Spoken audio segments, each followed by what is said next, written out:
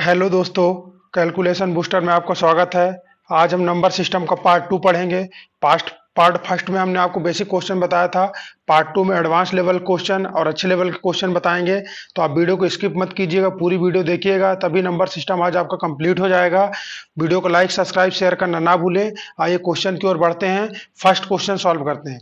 तो first question की ओर बढ़ते हैं। फर्स्ट क्वेश्चन हमारा क्या कह रहा है कि दो संख्याओं का गुणनफल 2500 है। यदि पहली संख्या दूसरे की 4 गुनी हो तो दोनों संख्याओं का योग क्या होगा।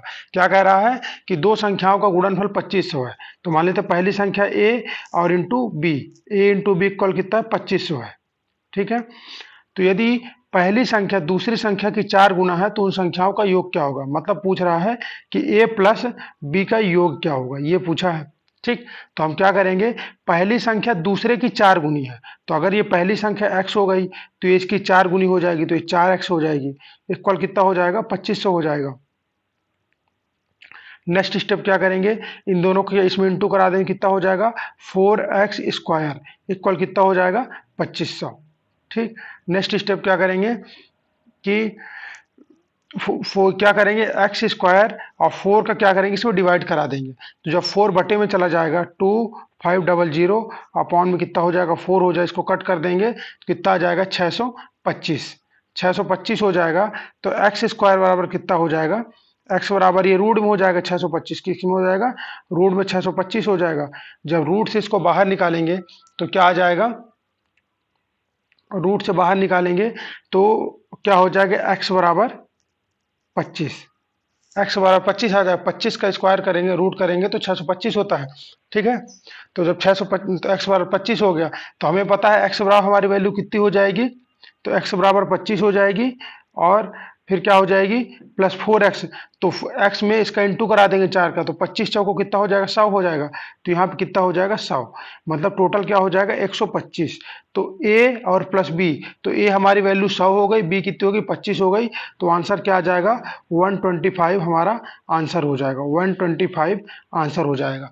आइए नेक्स्ट क्वेश्चन की ओर बढ़ते हैं, नेक्स्ट क्वेश्चन सॉल्व करते हैं। आराम से हम क्वेश्चन को समझाएंगे ताकि आपको पूरा क्वेश्चन समझ में आ जाए। आराम से कट करेंगे ताकि पूरी संख्या आपको समझ में आए। आइए नेक्स्ट क्वेश्चन की ओर बढ़ते हैं। नेक्स्ट क्वेश्चन नंबर 2 क्या कहता है, 2 नंबर क्वेश्चन, एक संख्या को 2 गुना करके उसमें 9 जोड़ा जाता है। यदि परिणाम को 3 गुना कर दें तब वह संख्या 75 के बराबर हो जाती है, तो संख्या क्या होगी। इसमें बोल रहा है कि एक कोई संख्या है, हम कोई संख्या x मान लेते हैं, हमारी संख्या कोई क्या हो गई, x हो गई। एक संख्या को 2 गुना करके इस संख्या को 2 कर देते तो इंटू 2 कर देते, 2 गुना कर दिए, 2 गुना करके उसमें 9 जोड़ा जाता है, तो इसमें प्लस क्या कर दिए 9 कर दिए। ठीक, 9 जोड़ा जाता है। यदि परिणाम को 3 गुना कर दे, तो इस परिणाम को हम 3 गुना कर देते हैं, परिणाम को 3 गुना कर देते हैं, तब संख्या 75 के बराबर हो, तो इक्वल क्या हो जाती है 75 हो जाती है। जैसा जैसा बोल रहा वैसा वैसा हमको पूरा लिख लेना है। ठीक, तो संख्या क्या होगी, ये हमने इक्वेशन बना ली, इक्वेशन के बाद इसको सॉल्व करना है। तो क्या कर देंगे, 2x प्लस 9 हो जाएगा और 3 इक्वल कितना हो जाएगा 75 हो जाएगा। इसको सॉल्व कराएंगे तो अंदर इंटू करा देंगे, तो 3 का इंटू 2 में करेंगे तो कितना हो जाएगा 6x हो जाएगा। और प्लस 3 का इंटू 9 में करा देंगे तो 9 27 27 हो जाएगा। ठीक, इक्वल में क्या हो जाएगा 75। तो ये संख्या इधर प्लस में इधर आ जाएगी, माइनस में हो जाएगी। तो हम क्या करें, अगला स्टेप 6x इक्वल कितना हो जाएगा, तो 75 में ये 75 में 27 माइनस कर देंगे। जब 27 माइनस कर देंगे तो माइनस के बाद कितना आ जाएगा 48 आ जाएगा। जब 48 आ जाएगा तो x इक्वल हमारी संख्या क्या कहला जाएगी, 48/6 हो जाएगी। 48/6 हो जाएगी हमारी संख्या। जब 48/6 हो जाएगी तो अगला स्टेप क्या आ जाएगा, x इक्वल 6 से संख्या को कट कर देंगे तो कितना हो जाएगा 6 7 6 8 48। तो मतलब 8 बार में ये संख्या कट रही है, तो x बराबर कितना हो जाएगा 8। तो इसमें क्या पूछ रहा है, आंसर हमारा 8 हो जाएगा। तो बोला वह संख्या क्या होगी, तो वह संख्या हमारी 8 होगी कटने के बाद, जो एक पूर्ण संख्या बनेगी। ठीक, एक संख्या को 2 गुना करके उसमें 9 जोड़ा जाता है, परिणाम को 3 गुना कर दें तब वह संख्या 75 के बराबर, तो वह संख्या हमारी क्या कहलाएगी, वह संख्या हमारी 8 कहलाएगी सॉल्व करने के बाद। आइए नेक्स्ट क्वेश्चन की ओर बढ़ते हैं। तीसरा क्वेश्चन क्या कहता है, यदि 1 क्यूब प्लस 2 का क्यूब डेड डेड डैश 10 का क्यूब इक्वल क्या हो जाएगा 3025। तो 2 का क्यूब प्लस 4 का cube dead dead dash plus 20 का क्यूब का मान क्या होगा। ये इक्वेशन है, ये क्वेश्चन हो गया, इसको हमें सॉल्व करना है। तो हम क्या करेंगे, पहला स्टेप लिखेंगे कि बोल रहा है 1 का क्यूब प्लस कितना होता है 2 का क्यूब डेट डैश डैश कितना हो गया प्लस 10 का क्यूब। ये कितना दिया हुआ है 3025 दिया है हमारे पास। ये फर्स्ट स्टेप दिया है। सेकंड स्टेप करेंगे। सेकंड स्टेप क्या रहेगा कि ये जो संख्या है, ये वाली जो संख्या है, तो इसको लिख लेंगे। तो 2 की पावर 3 प्लस 4 की पावर 3 डेट डैश कितना कहता है 20 की पावर 3 इक्वल क्या होगा, ये पूछा है इसमें। ठीक, तो हम क्या करेंगे कि अगर ये वाले स्टेप में 2 की पावर 3 कॉमन ले लेंगे। अगर 2 की पावर 3 कॉमन ले लेंगे तो अंदर क्या बचेगा 1 की पावर क्यूब प्लस 2 की power cube plus dash dash dash कितना हो जाएगा प्लस 10 की पावर क्यूब। ये हमारा बचेगा इक्वल क्या होगा। तो हमें पता है कि जब ये एक इक्वेशन, क्योंकि एक का क्यूब 2 का क्यूब 3 का क्यूब, यहाँ 2 का फिर एक डिफरेंस हो रहा 2 का क्यूब 4 का क्यूब 6 का क्यूब 8 का क्यूब और 20 का क्यूब। तो यहाँ पे 2 की पावर 3 कॉमन ले लेंगे तो अंदर क्या बचेगा 1 का क्यूब 2 का क्यूब और डेट डेट डेट 10 का क्यूब। जब बचेगा तो 2 की पावर 3 ओपन करेंगे कितना हो जाएगा 2 दूनी 4 दूनी 8, तो 8 हो जाएगा। इंटू इसके बराबर हमारी संख्या क्या दी हुई है, ये दी हुई है, कितना दी हुई है 3025। जब 3025 दी हुई है तो इस संख्या को अगर हम इंटू करा देंगे तो इंटू कराने के बाद हमारा आंसर क्या आ जाएगा, इसका कर लेते हैं। तो 8×5 = 40, 40 की कितना हो जाएगा 4, फिर 8 दूनी 16 और 4 कितना हो जाएगा 20, 20 की यहाँ पे क्या आ जाएगी 0 और 8 त्रिक 24 और कितना हो जाएगा। तो सॉल्व करने के बाद क्या आ जाएगा 24,200 रुपये आ जाएगा। क्या आ जाएगा इसका, इसमें इंटू कराएंगे तो 8×5 = 40 की 0 हाथ के ही 4, 8 दूनी 16 4 20 की 0 हाथ के ही 2, फिर ये 2 0 है तो यहाँ पे 2 लिख दिए, 8 त्रिक 24। तो हमारा आंसर क्या आ जाएगा 24200। आंसर हमारा क्या हो जाएगा 24200 हमारा आंसर हो जाएगा। एकदम सिंपल तरीके से ये कॉमन ले लें। कॉमन लेने के बाद जो अंदर सेम संख्या बचेगी इसके इक्वल बराबर ये दिया है 3025, ये संख्या को यहाँ पे रख देंगे और इंटू करा देंगे तो हमारा आंसर कितना आ जाएगा 24,200 आंसर आ जाएगा। नेक्स्ट क्वेश्चन की ओर बढ़ते हैं। क्वेश्चन नंबर 4 क्या कहता है, 2 क्रमागत सम संख्याओं का योग क्या होगा जिनके वर्गों का अंतर 84 है। तो 2 क्रमागत सम संख्याओं का योग बोल रहा है। तो 2 क्रमागत सम संख्या हमारे पास क्या है, सम संख्याओं का योग। तो 2 क्रमागत सम संख्याओं का योग क्या होगा जिनके वर्गों का अंतर 84 है। तो एक संख्या हमारी ए हो गई और दूसरी संख्या क्या हो गई बी हो गई। वर्गों का योग तो A square minus B square equal कितना होगा, वर्गों का अंतर कितना 84 हो गई। ये इक्वेशन दी हुई है और पूछ रहा है कि दो सम संख्याओं का योग क्या होगा, ए प्लस बी का योग क्या होगा। हमसे ये पूछा है ए प्लस बी का योग क्या होगा, ये पूछा गया है। ठीक, तो हम क्या करेंगे कि 2 क्रमागत सम संख्याओं का योग क्या होगा जिनके वर्गों का अंतर 84 है। तो A square minus B square 84 है। इस ए स्क्वायर माइनस बी स्क्वायर का फॉर्मूला क्या होता है, ए प्लस बी होता है और क्या होता है ए माइनस बी होता है, ए माइनस बी होता है इक्वल क्या है 84। ठीक, तो दो सम संख्या बोल रहा, तो हम अगर यहाँ क्या कर लेते हैं माना एक पॉइंट मान लेते हैं कि a बराबर अगर हम 4 मान लेते हैं और b बराबर क्या मान लेते हैं 2 मान लेते हैं। ये दो सम संख्या माननी थी तो हमने एक सम संख्या को मान लिया 4 और b सम संख्या को मान लिया 2। तो हमने क्या किया कि यहाँ पे मान रख दिया। ठीक, तो क्या कि a प्लस बी, ठीक, और ये कितना हो जाए a का मान 4 माइनस 2 इक्वल क्या हो गया 84 हो गया। ठीक, अगला स्टेप करेंगे तो ए प्लस बी इक्वल कितना हो जाएगा 4 में से 2 घटेगा 2, जब 2 घट जाएगा तो इधर 84 के बटे में आ जाएगा 2।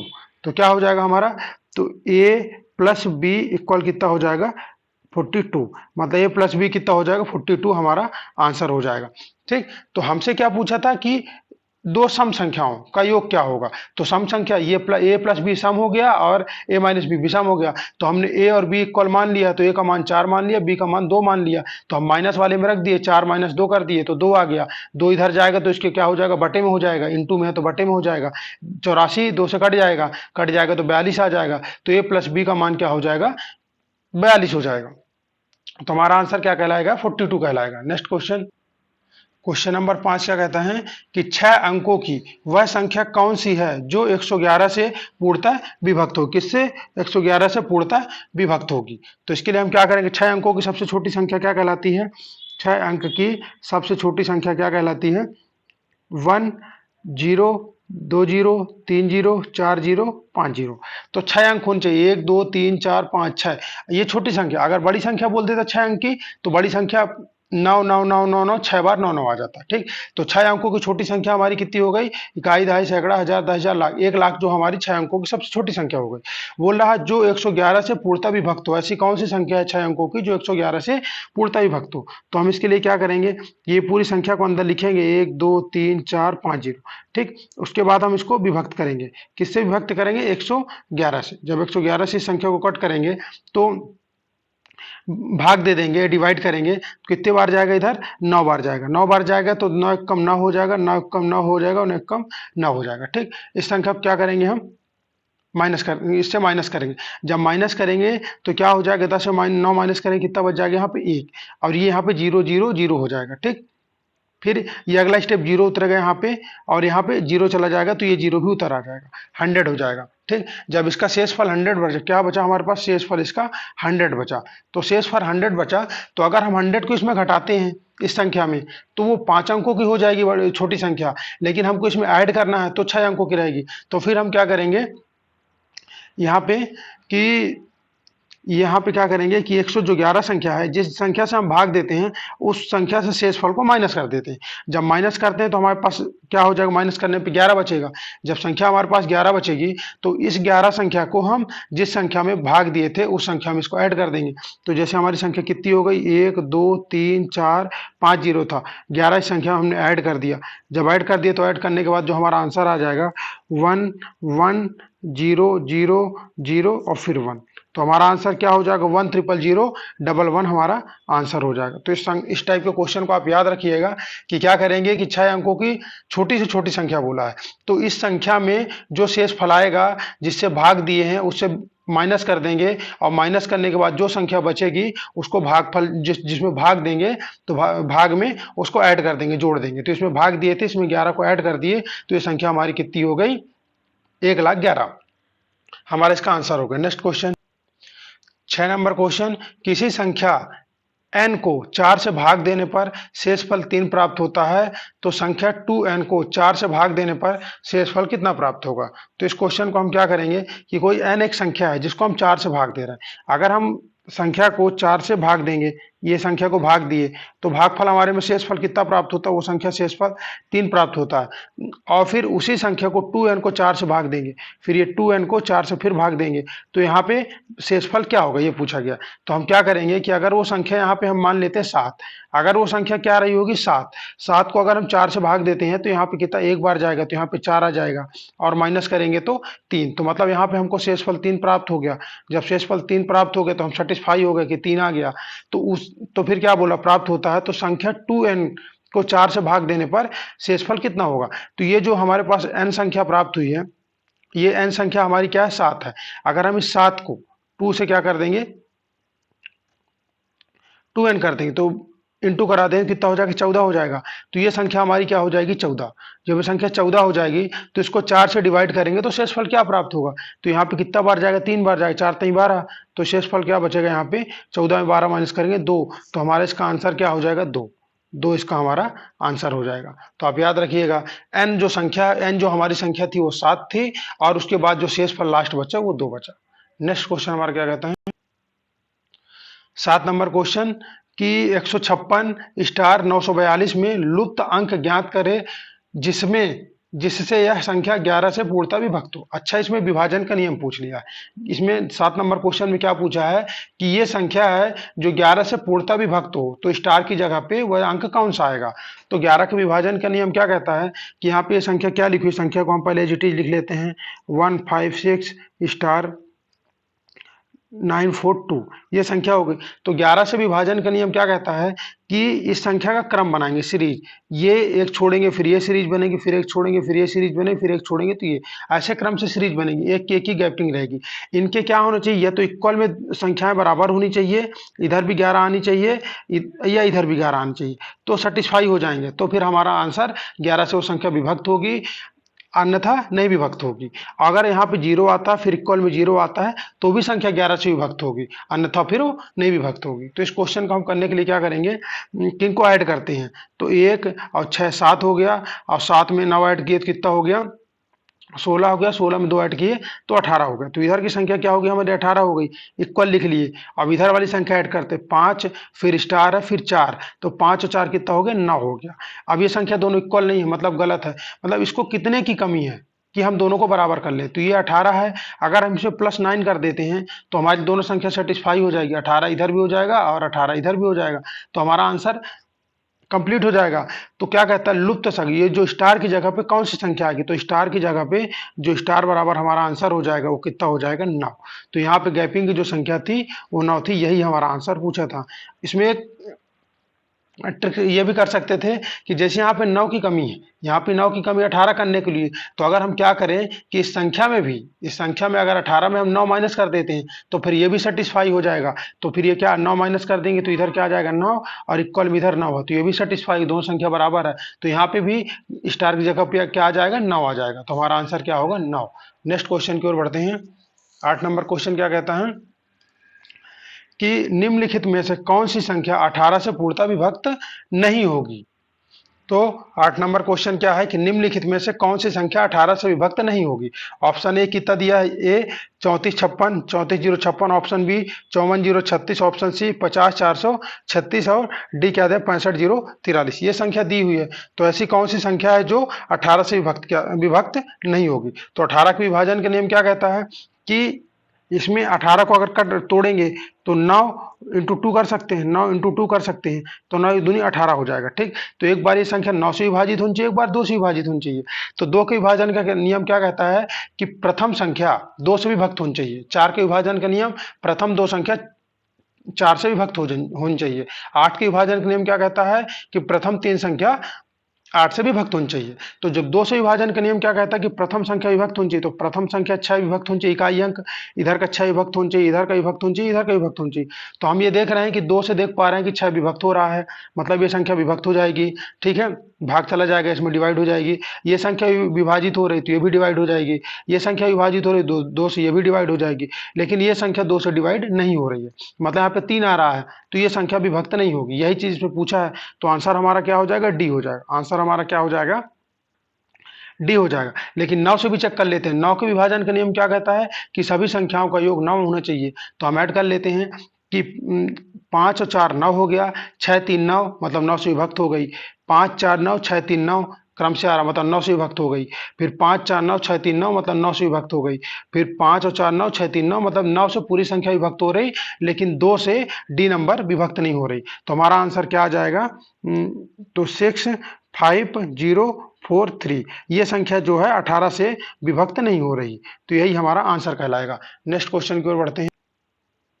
9 नंबर क्वेश्चन क्या कहता है कि एक संख्या को 13 से विभक्त करने पर शेषफल 1 बचता है, 1 बचता है। यदि भागफल को 5 से भाग दे तो शेषफल 3 बचता है। तो यदि संख्या को 65 से भाग दे तो शेषफल क्या होगा। तो इस संख्या को करने के लिए क्या करेंगे कि एक संख्या अगर हम मान लेते हैं x इक्वल क्या मान लेते हैं, 105 मान लेते हैं। क्या मान लेते हैं, 105। अगर हम x इक्वल क्या मान लेते हैं, 105 मान लेते हैं, तो क्या बोलते हैं एक संख्या को 13 से विभक्त करने पर। तो अगर हम इस संख्या को 13 से विभक्त करेंगे, 105 को अगर हम 13 से विभक्त करते हैं, 13 से भाग देते हैं, तो शेषफल कितना बचेगा, तो शेषफल 1 बचना चाहिए। ठीक है, तो 13 चौक 52, 13 5 5, 13 6 23 3 13 8 104, 8 बार जाएगा तो यहाँ कितना आ जाएगा, 104 आ जाएगा। जब 104 आ जाएगा तो शेषफल हमारा क्या बचेगा, 1 बचेगा। तो यहाँ पे क्या आ गया, शेषफल 1 आ गया। ठीक, आगे क्या बोल रहा है, तो ये हम सेटिस्फाई हो गया अगर 105 ले लिए। ठीक है, यदि भागफल को 5 से भाग दे तो शेषफल 3 बचता है। तो भागफल को 5 से भाग दे, भागफल आ गया हमारा 8। अगर हम इस 8 को 5 से भाग देते हैं, किससे 5 से भाग देते हैं, तो शेषफल हमारे पास कितना बचेगा, 3 बचेगा, 1 बार जाएगा। ठीक है, ये भी हम सेटिस्फाई होगा शेषफल। ठीक, फिर क्या कहता है, यदि संख्या को 65 से भाग दे तो शेषफल क्या बचेगा।